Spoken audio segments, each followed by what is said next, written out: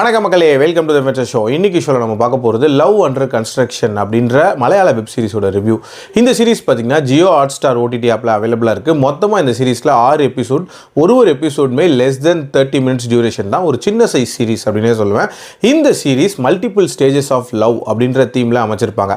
அதாவது ஒரு வீடை கட்டி முடிக்கணும்னு வச்சுக்கோங்களேன், அஸ்திவாரத்தில் தொடங்கி மல்டிபிள் ஸ்டேஜஸ் ஆஃப் கன்ஸ்ட்ரக்ஷன் அப்படின்ற மாதிரி இருக்கும்ல, அதே மாதிரி ஒரு லவ் டெவலப் ஆகி கல்யாணத்தில் முடிகிறதுலையும் மல்டிபிள் ஸ்டேஜஸ் இருக்குது அப்படின்ற மாதிரி ரெண்டுத்தையும் பேரலாக சொன்ன ஒரு சீரிஸ். ஆக்சுவலாக இந்த சீரிஸோட ஸ்டார்டிங்லேயே வந்து நம்ம ஹீரோவான நீரஜ் மாதவை காட்டுறாங்க. இவர் வந்து துபாயில் வாழ்ந்துட்டு இருக்காரு. இவரோட கசின் தான் வந்து அஜு வர்கீஸ். அஜு வர்கீஸை பொறுத்த வரைக்கும் ஒரு பயங்கர ரெக்ரெசிவான பர்சன் அப்படின்ற மாதிரி ஸ்டார்டிங்கில் காட்டுறாங்க. இவரோட ஃபோன் வந்து டாய்லெட்டில் விழுந்துடும். ஸோ இவருக்கு புது ஃபோன் தேவைப்படும். அந்த டைமில் அந்த ஃபோனை கொடுத்து விடுறதுக்காக துபாயில் அறிமுகமாகக்கூடிய ஒரு நபர் தான் கௌரி. கௌரிக்கும் நீரஜ் மாதவுக்கும் ஒரு ரிலேஷன்ஷிப் அப்படின்றது பில்ட் ஆகுது. அண்ட் நீரஜ் மாதவுக்கு ஒரு கனவு இருக்குது. அதாவது சொந்த வீடு ஊரில் கட்டி தன்னோட பேரண்ட்ஸுக்கு தரணும் அப்படின்ற மாதிரி. அந்த டைமில் தான் நீரஜ் மாதவுக்கு திடீர்னு வேலை போயிடுது. ஸோ இதுக்கப்புறம் நம்ம துபாயிலேருந்து கனடாவில் போய் செட்டில் ஆகலாம் அப்படின்ற மாதிரி நீரஜும் கௌரியும் முடிவு பண்ணுறாங்க. அதுக்கு கல்யாணம் பண்ணணும் அப்படின்றதுக்காக ஊருக்கு கிளம்பி வராங்க. வந்த இடத்துல என்னென்ன மாதிரியான சம்பவங்கள் நடக்குது, கல்யாணம் பண்ணாங்களா, அண்டு வீட்டை கட்டி முடிச்சாரா இவர் அப்படின்ற மாதிரி நிறைய விஷயங்களை சொல்லக்கூடிய ஒரு சீரிஸ் தான் இந்த சீரிஸ்.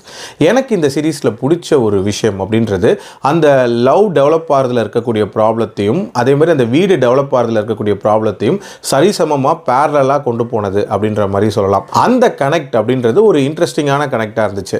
அதே மாதிரி இதில் அஜு வர்கீஸோட ரோல் அப்படின்றதுமே ஒரு க்ரூஷியலான ரோலாக தான் நான் பார்க்குறேன். இந்த சீரிஸ் ஃபன்ஃபில்டாக போகிறதுக்கு அவர் ஒரு முக்கியமான கான்ட்ரிபியூஷன். இன்ஃபேக்ட் அவருக்கும் நீரஜுக்கும் இருக்கக்கூடிய அந்த பாண்டிங் அப்படின்றதே ரொம்ப நேச்சுரலாக கன்வே பண்ணப்பட்டிருக்கும்.